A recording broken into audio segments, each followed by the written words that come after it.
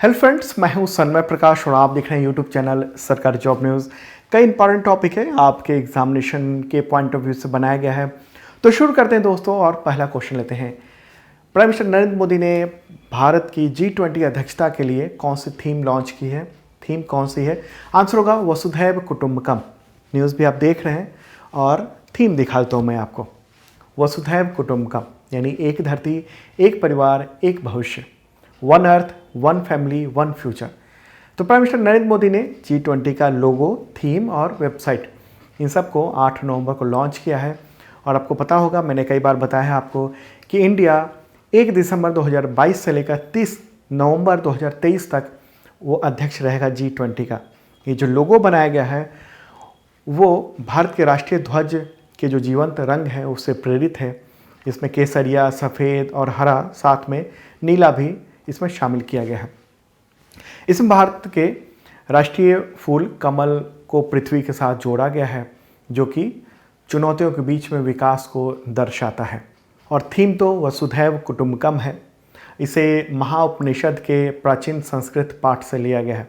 आवश्यक रूप से ये विषय जीवन के सभी मूल्यों, मानव, पशु, पौधे, सूक्ष्म जीव और धरती पर जो व्यापक ब्रह्मांड में परस्पर संबंध है उसको पुष्टि करता है। ठीक है, तो ये G20 का जो लोगो है, थीम देखा, और वेबसाइट कौन सी है? G20.in, www.g20.in, ये वेबसाइट भी लॉन्च की गई है। G20 के बारे में कई बार मैंने आपको बताया है। 19 देश हैं इसमें और एक यूरोपीय यूनियन है, उसका समूह है ये G20। कौन कौन से देश हैं एक बार काउंट कर लेते हैं। तो India, Argentina, Germany, Indonesia, Italy, Japan, Korea, गणराज्य, मैक्सिको, रूस, सऊदी अरब, दक्षिण अफ्रीका, तुर्की, ऑस्ट्रेलिया, ब्राज़ील, कनाडा, चीन, फ्रांस, यूनाइटेड किंगडम, USA और यूरोपीय यूनियन है। अगला क्वेश्चन लेते हैं। सुप्रीम कोर्ट के 50वें मुख्य न्यायाधीश यानी चीफ जस्टिस ऑफ इंडिया कौन बन गए हैं? किन्होंने शपथ ले ली है, ओथ ले ली? आंसर होगा जस्टिस DY चंद्रचूड़। तो इनका वीडियो भी मैं दिखा देता हूँ आपको, जो शपथ ग्रहण है उसका। राष्ट्रपति द्रौपदी मुर्मू ने 9 नवंबर को जस्टिस DY चंद्रचूड़ उनको भारत के नए मुख्य न्यायाधीश यानी चीफ जस्टिस ऑफ इंडिया के पद की शपथ दिलाई। वो सुप्रीम कोर्ट के 50वें चीफ जस्टिस बन गए हैं। पूरा नाम क्या है इनका? धनंजय यशवंत चंद्रचूड़। क्या नाम है पूरा? धनंजय यशवंत चंद्रचूड़। इनका कार्यकाल 9 नवंबर 2022 से 10 नवंबर 2024 तक होगा, यानी 2 साल का कार्यकाल होगा। इनके बारे में बात करूं, करियर की शुरुआत इन्होंने बॉम्बे हाई कोर्ट में वकील के तौर पर प्रैक्टिस से शुरुआत की थी। अपनी करियर की शुरुआत की थी उन्होंने। 1998 से 2020 तक ये additional solicitor general of India भी नियुक्त हुए थे। 29 मार्च 2000 को बॉम्बे हाई कोर्ट में एडिशनल जज बने और फिर 2013 में अक्टूबर में इलाहाबाद हाई कोर्ट के चीफ जस्टिस बन गए थे। और फिर 2016 में सुप्रीम कोर्ट के जज रहे। बेबाक फैसलों के लिए जाने जाते हैं। और इनके पिता, जस्टिस चंद्रचूड़ के पिता, उनका नाम था यशवंत विष्णु चंद्रचूड़। वो देश के 16वें CJI थे, वो भी चीफ जस्टिस रह चुके हैं। ठीक है, 1978 से 1985 तक यानी 7 साल तक उनका कार्यकाल रहा था। और पिता के रिटायर होने के 37 साल बाद वो अब पद पर बैठे हैं। ओके, और अगर हम बात करेंगे कि सुप्रीम कोर्ट के पूर्व चीफ जस्टिस कौन कौन थे, तो भी DY चंद्रचूड़ बन गए हैं। उनसे पहले UU ललित थे जिनका कार्यकाल समाप्त हो गया। उससे पहले यानी 48वें थे NV रमणा, 47वें चीफ जस्टिस थे शरद अरविंद बोबडे और 46 थे रंजन गोगोई। ठीक है, चलिए आगे बढ़ें। अगला क्वेश्चन लेते हैं। मधुमक्खी की नई प्रजाति एपिस क्रिंजोडियन वो भारत के किस पर्वत श्रृंखला यानी माउंटेन रेंज में पाई गई है? आंसर होगा पश्चिमी घाट यानी वेस्टर्न घाट। एक बार पहले वेस्टर्न घाट को दिखा देते हैं और फिर इसके बारे में और बात करेंगे। तो ये रहा प्यारा भारत। और फिर आप देख रहे हैं कि वेस्टर्न घाट जो है ना, वो कहाँ से कहाँ तक है? वो है पूरा लंबा पर्वत श्रृंखला है जो कि गुजरात से लेकर और इधर तमिलनाडु तक आती है। एक बार और जूम करते हैं इसे, और आप मेरे बगल में देख रहे हैं कि ये जो पर्वत श्रृंखला है वो गुजरात, महाराष्ट्र, गोवा, कर्नाटक, केरल, तमिलनाडु, इन सब राज्यों को पार करते हुए 1600 किलोमीटर के क्षेत्र में ये फैली हुई है, पूरी लंबाई इसकी अगर हम कहेंगे पूरे क्षेत्र में। और अगर हम वर्ग किलोमीटर कहेंगे तो 1,60,000 वर्ग किलोमीटर को कवर करती है। ये वेस्टर्न घाट्स कहते हैं इसे, ओके, पर्वत श्रृंखला है ये। और इसी वेस्टर्न घाट पर जो मधुमक्खी पाई गई है, नई प्रजाति पाई गई है, उसका नाम रखा है एपिस कैरिजोडियन, ठीक है। ब्लैक हनी बी कहा जाता है उनको, ब्लैक हनी बी ये भी कहा जाता है उनको। तो इस खोज से मधुमक्खियों की जो प्रजाति है उसकी संख्या अब 11 हो गई है, ठीक है। इसे पूरे डिटेल को, इस रिसर्च को एक जर्नल है एंटोमॉन, उसने प्रकाशित किया है और न्यूज़ भी इस पर काफ़ी अच्छे खासे ये कवर किया गया है। अगला क्वेश्चन लेते हैं। उससे पहले आपको इन्फॉर्म कर दूं कि अब तक का total current affairs PDF available है आप सबके एग्जामिनेशंस के लिए, आपके बहुत काम आएगा। इस वीडियो के डिस्क्रिप्शन में देख लेना। और जनवरी से लेकर अक्टूबर तक का टोटल करंट अफेयर्स अवेलेबल हो गया है, ठीक है। तमाम एग्जामिनेशन बहुत काम आ रहा है और ये ले सकते हैं आप 1 ईयर के मेंबरशिप के जरिए। 1 साल का मेंबरशिप है, यानी 1 साल तक आपको अपडेट मिलता रहेगा ऐप के थ्रू, ठीक है। मेंबरशिप मात्र 150 रुपये में, छूट चल रही है कुछ ही वक्त के लिए। और क्या क्या मिलता है इसमें, PDF तो मिलता ही है कई तरह के, और टेस्ट सीरीज़ और मॉक टेस्ट में हिस्सा लेने का मौका मिलता है। तमाम जो भी एग्जामिनेशन है उन सब के टेस्ट सीरीज़ अवेलेबल है, ताकि एग्जामिनेशन की तैयारी कैसी है आप जांच कर सकें। और बुक्स पे छूट भी मिलती है, तो इस वीडियो के डिस्क्रिप्शन में चेक कर लेना। अगला क्वेश्चन लेते हैं। Federation of Indian chambers of commerce and industry यानी FICCI, उसका नया अध्यक्ष किसे चुना गया है? आंसर होगा शुभ्रकांत पांडे। शुभ्रकांत पांडे, ये federation of Indian chambers and commerce and industry यानी FICCI, तो उसने अभी हाल ही में नया अध्यक्ष चुना है और उनको अब वो जल्द ही नए पद पर आ जाएंगे, ठीक है। 16-17 दिसंबर को जो आज होने वाली है 95वीं वार्षिक आम बैठक जो जनरल असेंबली होनी है, तो उसके समापन पर ये पद वो ज्वाइन कर लेंगे, ठीक है। तो संजीव मेहता इससे पहले अध्यक्ष हैं और उनकी जगह अब शुभ्रकांत पांडा वो ले लेंगे, ओके। और Subhrakant Panda Indian metals and ferro alloys limited उसके मैनेजिंग डायरेक्टर हैं। अगला क्वेश्चन लेते हैं। भारत का शीर्ष तेल आपूर्तिकर्ता यानी टॉप सप्लायर अक्टूबर 2022 में कौन सा देश बन गया? आंसर होगा रूस, ओके। एक ऊर्जा खुफिया फर्म है वॉटेक्सा, तो उसी ने ये रिपोर्ट जारी की है और न्यूज़ भी आप देख रहे हैं कि सऊदी अरब को पछाड़कर, सऊदी अरब और इराक उसको भी पछाड़कर ये टॉप आपूर्तिकर्ता बन गया है इंडिया का। अगर हम बात करेंगे कि कितना आपूर्ति किया है अक्टूबर में कच्चे तेल की, तो अक्टूबर में 22% आयात जो हुआ है वो रूस से हुआ है, इराक से 20.5% और सऊदी अरब से 16% आपूर्ति हुई है इंडिया को कच्चे तेल की। और उसमें सबसे ज़्यादा आपूर्ति करता है कौन? तो वो है रूस, ठीक है। इराक पहले नंबर 1 हुआ करता था, लेकिन अब वो नंबर 2 हो गया है। तो एक इम्पॉर्टेंट बात कि इंडिया ने वहाँ से तेल बहुत ज़्यादा बड़े पैमाने पर परचेज किया है, ओके। और परचेज करने की बड़ी वजह भी है कि कई सारी प्राइवेट कंपनियाँ जो विदेशों में भी निर्यात करती है वो रूस से तेल मंगाकर यहाँ रिफाइन करके और उसे अलग अलग देशों में भेज रही है, तो उसकी वजह से भी रूस से आयात काफ़ी बढ़ गया है, ठीक है। तो रूस की बात हो रही है, राजधानी मॉस्को है, प्रेसिडेंट कौन है? Vladimir Putin. अगला क्वेश्चन लेते हैं। बीवर ब्लड मून, उसके दौरान 8 नवंबर 2022 को चांद का रंग लाल होने की वजह क्या थी? इसका आंसर है लाल रंग का वेवलेंथ ज़्यादा होना, ठीक है। इस साल का यानी 2022 का दूसरा और आखिरी चंद्रग्रहण 8 नवंबर को देखा गया। पूर्ण चंद्रग्रहण ये देखा गया, कुछ जगहों पर पूर्ण, कुछ जगहों पर आंशिक रूप से वो नज़र आया और बिल्कुल लाल, सुर्ख लाल बन गया था चांद। और ऐसा अब 2025 में देखा जाएगा, मार्च के बाद 2025 में। सवाल यहाँ पर होगा बीवर ब्लड मून क्यों कहेंगे हम इसे? तो देखिए, जब चंद्रमा पूरी तरह से पृथ्वी की परछाई में आ जाए और चंद्रमा के ऊपर सूर्य का प्रकाश न पड़े और चंद्रमा लाल रंग का दिखाई दे, तो इस घटना को बीवर ब्लड मून कहा जाता है, निपूर्ण चंद्र ग्रहण।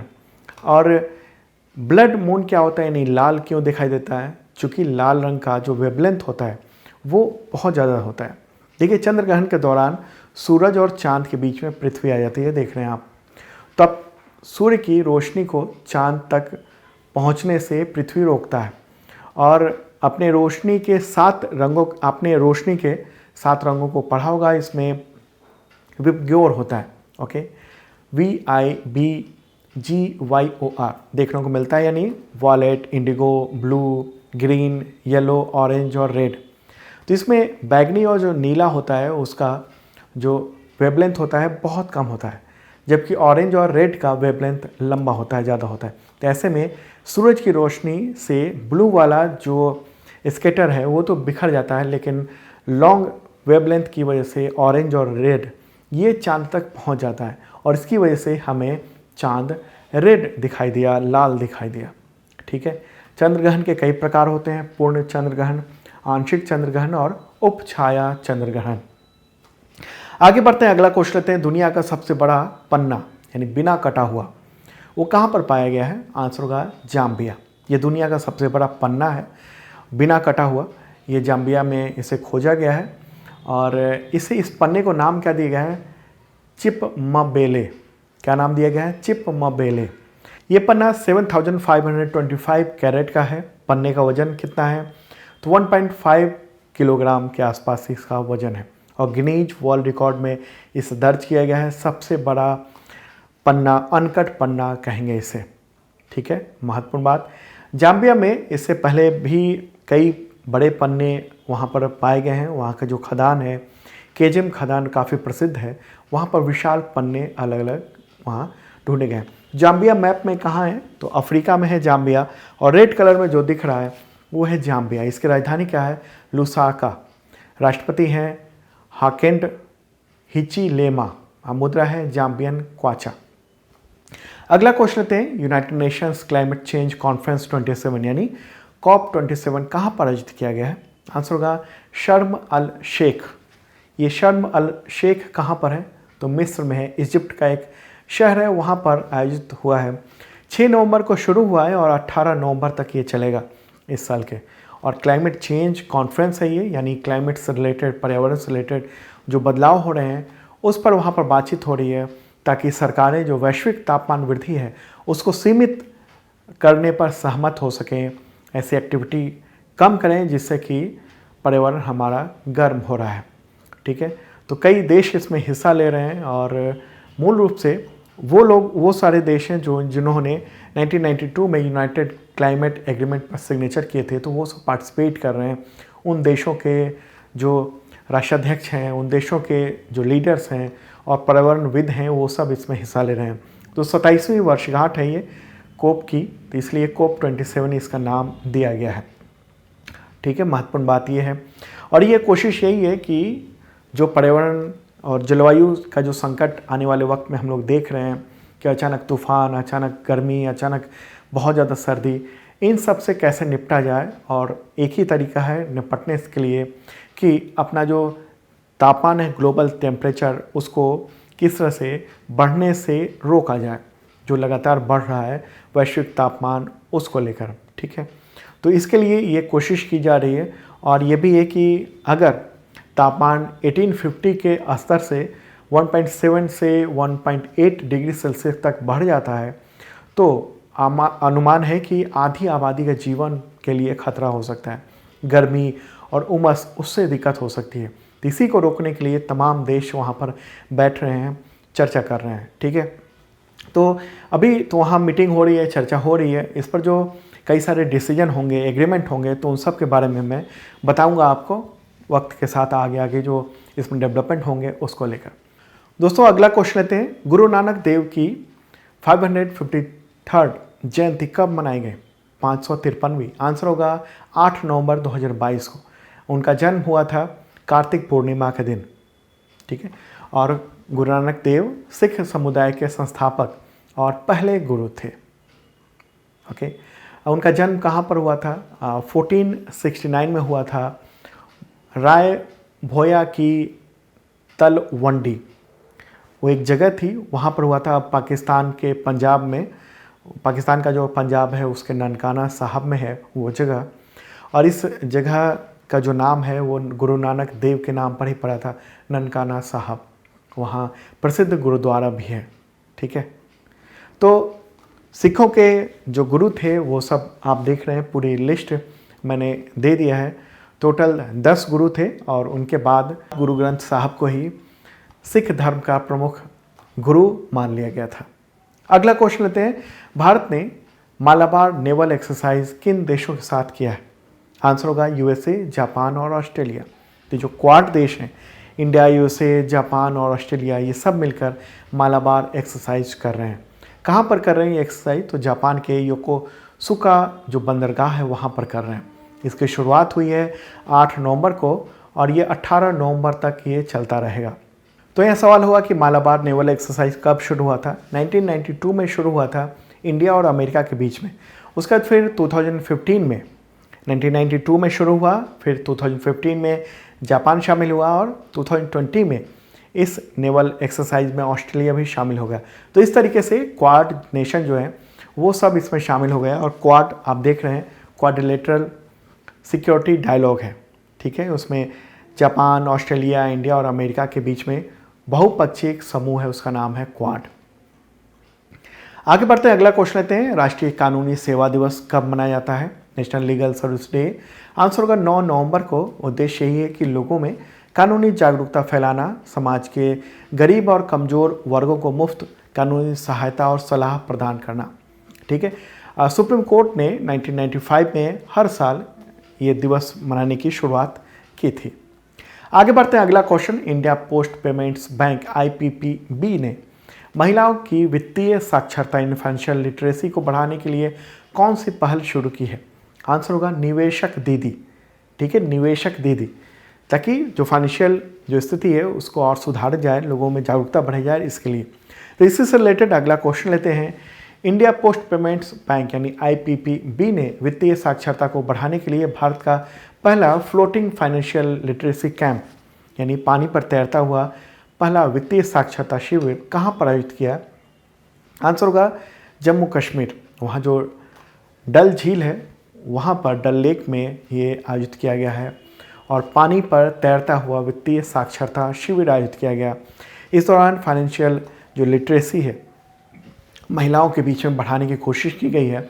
निवेशक दीदी की पहल को लॉन्च किया गया वहीं पर, और निवेशक दीदी का काम होगा कि वो महिलाओं में जो फाइनेंशियल जो साक्षरता है, जो कैसे पैसे को मेंटेन किया जाए, रखा जाए, इन सब के बारे में बताएंगे। क्या क्या योजनाएं हैं, इन सब के बारे में बताएंगे। महत्वपूर्ण बात ये, ठीक है।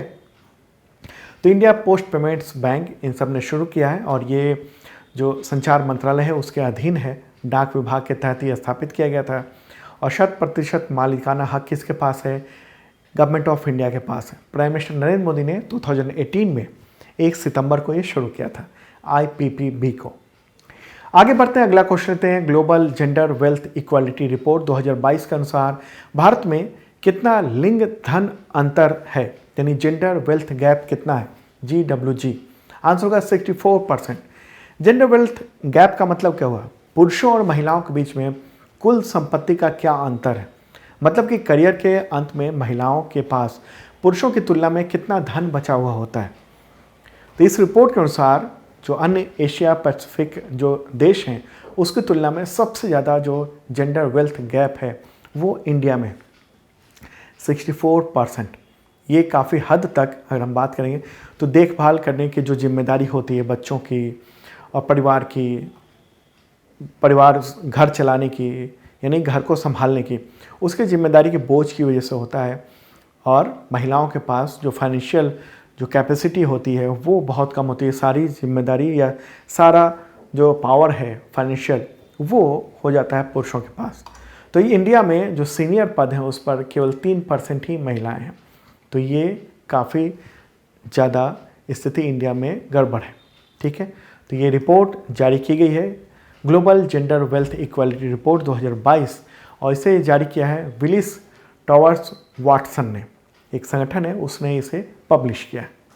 अगला क्वेश्चन आते हैं, भारत पेट्रोलियम कॉर्पोरेशन लिमिटेड यानी BPCL के नए चेयरमैन और मैनेजिंग डायरेक्टर का अतिरिक्त प्रभार किसने संभाल लिया है? आंसर होगा वेत्सा रामकृष्ण गुप्ता, ठीक है। उन्होंने भारत पेट्रोलियम कॉरपोरेशन लिमिटेड का नया चेयरमैन और मैनेजिंग डायरेक्टर का अतिरिक्त प्रभार संभाल लिया है। और इससे पहले कौन थे, तो अरुण कुमार थे, तो उनका रिटायरमेंट हो गया, तो उनकी जगह पर अब इनको चार्ज दिया गया है। तो BPCL उसका मुख्यालय कहाँ है, मुंबई। स्थापना कब हुई थी, 1952 में। तो दोस्तों ये था इंपॉर्टेंट करंट अफेयर्स। कैसा लगा कमेंट बॉक्स में बता सकते हैं और शेयर जरूर कर दीजिए तमाम मित्रों को। ठीक है, अब मिलते हैं कल।